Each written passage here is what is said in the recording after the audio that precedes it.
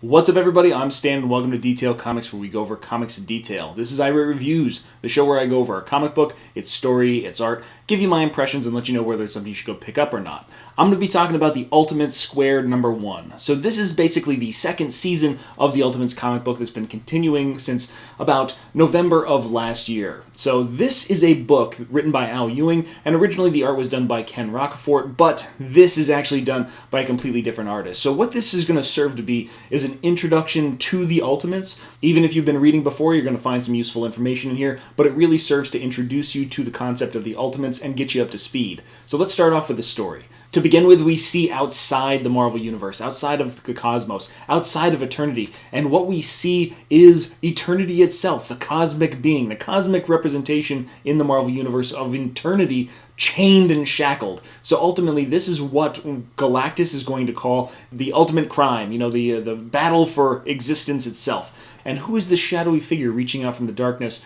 trying to absorb or kind of contain the entity of eternity? And what that does is it brings us back to Adam Brashear, aka the Blue Marvel, who is now in a relationship with Monica Rambeau, aka Spectrum. I'm pretty sure that her name's Spectrum, but yeah, so he's got this cosmic tuning fork that allows him to kind of enter his energy in there and get a sense of what the cosmos is really feeling and seeing. And the vision that we saw previously is what's happening to Blue Marvel. He has witnessed all that, and then ultimately he realizes that since Spectrum, she is kind of an embodiment of cosmic power, that she just happens to be primarily focused around light, she probably has this same kind of feeling too, and she admits that she dreams of something. And who finishes her sentence? Connor Sims, the new Herald of Galactus, the Herald of Life. The last time these folks saw Connor Sims, he was in prison next to Thanos and aided in his escape unwittingly. But now he has become the Herald of Galactus, the Herald of Life, since Galactus is now the Lifebringer. And this is pretty tricky because Connor Sims, the Anti-Man, he's actually a very powerful individual, and immediately he just completely debilitates Spectrum as well as Blue Marvel, who are some of the more powerful characters in the Marvel Universe. We then jump from that scene to a diner in the middle of nowhere, and we see Carol Danvers, we see Capatin Marvel, sitting in a diner just chilling, and immediately somebody's just like, oh my god, are you Carol Danvers? She's amazing, I love her. And she's like, no, I get that all the time, I look really similar, which is kind of funny. But then you've got Black Panther, you've got T'Challa coming in with glasses, super Clark Kent style, in a sport coat, and it's just like, oh my god, my name is Lucas, and she is just stunned by how perfect his accent is. So they have a big conversation regarding what went down with the actual Ultimates themselves and why those things happened. Was the confrontation really about Spider-Man?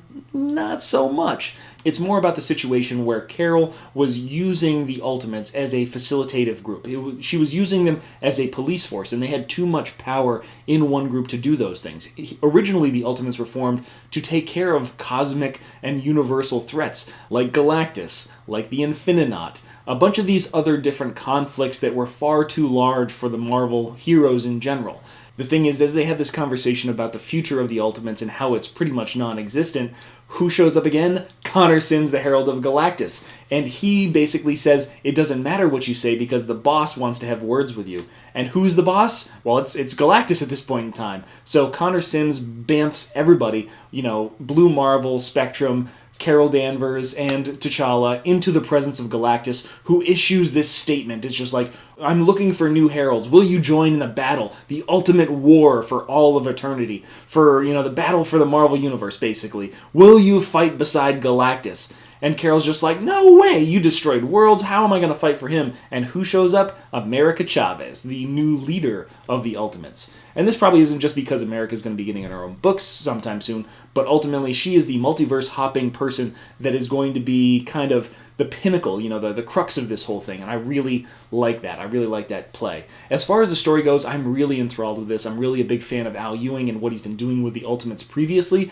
and I still feel like this is a really good point to jump on for new readers if you're interested in the cosmic landscape where, the whole Secret Wars situation is going to kind of unfold a little bit more, because there is this kind of teaser page at the end of it to show you what's coming up in the Ultimates. And you've got the Maker, who happens to be carrying the Ultimate Universe in his hand. I mean, what the hell is that all about?